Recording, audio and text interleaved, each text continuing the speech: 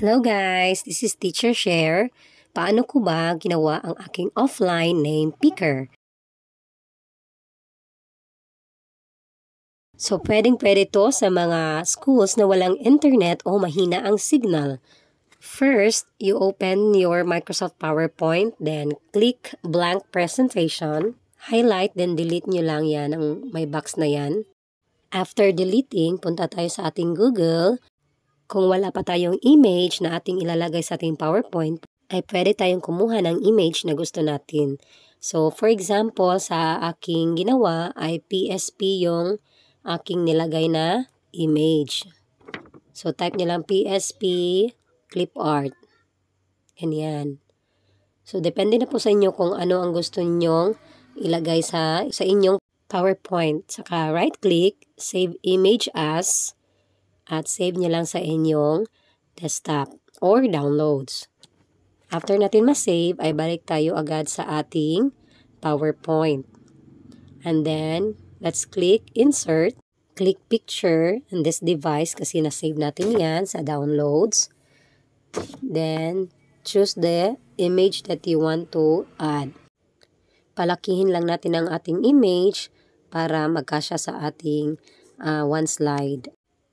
And then, tapos niyan, let's click again Insert. And then, Word Art. So, ayan.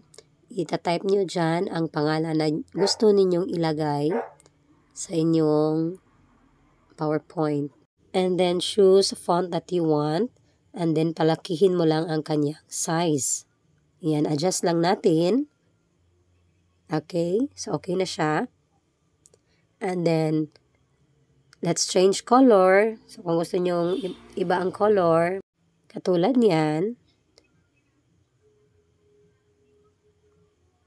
So, ang napili ko ay dark green.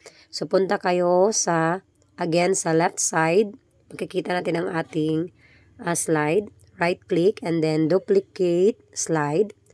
You can duplicate slides according to the number of class size na meron kayo. So, for example, meron akong 7 estudyante. Click mo lang yan ng 7 times and then just edit the text in every slide. Yan ang mga estudyante mo. After you edit the text, punta tayo sa slideshow, then click set up slideshow, and then makikita mo yung loop continuously until ESC. Check mo yan, then click mo lang OK.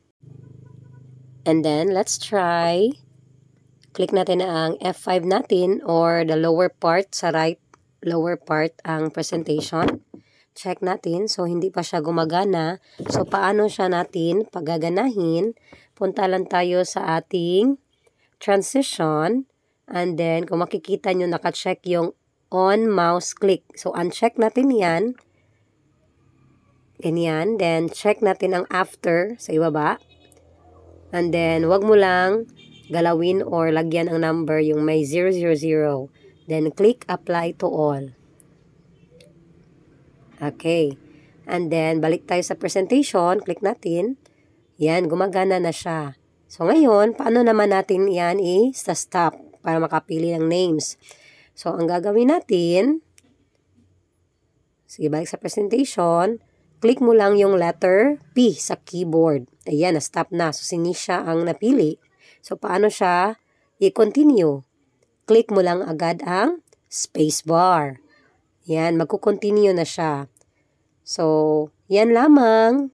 Kadali gawin ang ating offline name picker. So, maraming salamat sa lahat. Thank you for watching. Bye! Follow for more!